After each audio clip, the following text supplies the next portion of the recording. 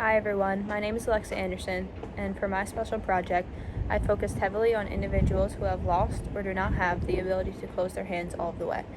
There are many different diagnoses that cause this.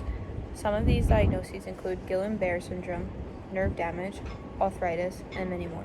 Depending on the severity of the diagnosis, the individuals may be able to close their hands or might not be able to grip their hands enough to hold the cards. When thinking about this project, I began to think about common activities that people play on a daily basis. I also began to think about how COVID-19 played a big role in the activities that people are participating in now, that most people are too afraid to leave their house. Many families play cards relatively often, even if it's just by themselves. One thing stuck out to me was a personal experience I had during my 500 level internship for my undergraduate degree. I had one patient who was 95 years old and always wanted to play cards, but sadly she could not grip the cards enough to get through an entire game. Every day I was trying to come up with new ways that we can play and how she would be able to see all of her cards without me seeing her cards as well. I tried everything. I tried setting up Battleship and placing her cards where the ships go, but it was too hard for her to pick up because she couldn't grasp it with the lip for where the ships go. I tried putting a divider in between us so she could lay them down on the table, but it was too hard for her to hear me without her looking directly at me because she liked to read lips. I even tried taping them down on a 2x4 piece of wood, but it was too time consuming to take the cards off and put them back onto the wood.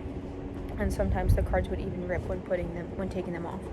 So after I thought about the activity, I started looking around my house for common materials that I thought everyone would have in their household. I came across 2 different size Tupperware containers, like these. I came across a thumbtack and a piece of pool noodle.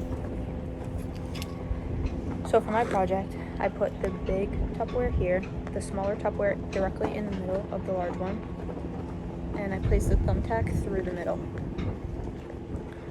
Of course, after cutting my finger, I didn't think about the safety precautions because you can see right here the small needle that's sticking out.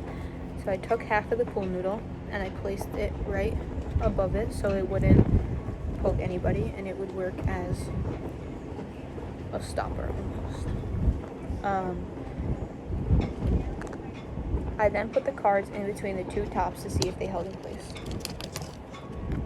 So for most card games, you use about 7 cards. So just for this demonstration, I'm going to use 5. And here you can see that they hold in place almost perfectly.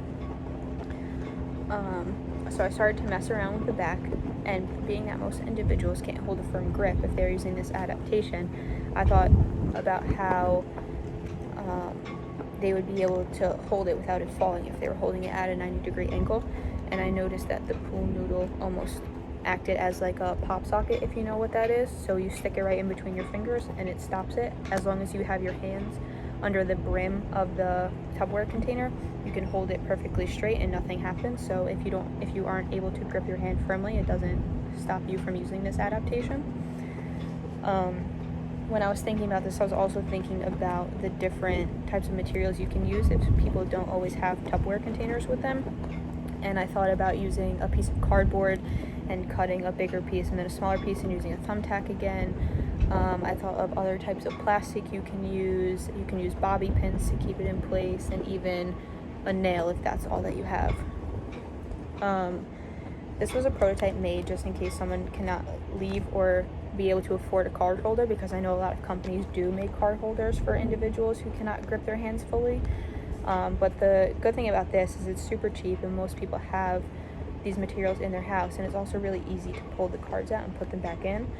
So you don't even have to grip the container fully to pull the card out. So I thought that that was definitely a benefit to it. I also made a second card holder just in case. This was actually my first prototype, but I realized that it wouldn't hold as many cards unless you made the slit very big. So what I did was cut a piece of pool noodle off, and I put a slit right in the middle of the pool noodle, and you just stick your cards in it. And for this one to work, you have to overlap your cards really closely to hold at least 7, or else you'd be going in a full circle around the pool noodle. So this way still works as well, and you could even put your finger in here if you don't want to hold it like this, but I just thought that this would be another simple way, because I know a lot of people have pool noodles, and if they don't have pool noodles, they have styrofoam, and it would even, you could, if you shave the bottom to a square, you could hold it like this, and it could stand up on its own, and you could pull the cards out very easily. I thought it was just as important to make adaptations for people who stay in their house just as much as go outside and participate in activities, just because of the pandemic that's going on. Many people are scared to leave their houses right now and don't really want to go out and be touching everything. So I thought this was a good way to make a common household game that everybody can participate in no matter what disability you have. I mean, even if you wanted to, you could tape this or nail this into a block of wood so you can stand it straight up so you don't have to hold it, and that way you still have the card holder with common household materials, and it's still just as easy to maneuver around with the cards. And like I said, most card games are 7 cards, if not a little bit more, but here's 5 and they fit perfectly, and there's still plenty of room on the sides to put cards in. So unless you're playing a card game like War or Uno and you're drawing a lot of cards, it will do the job just fine. So that's the adaptation I made for playing card games, so I hope you guys like it.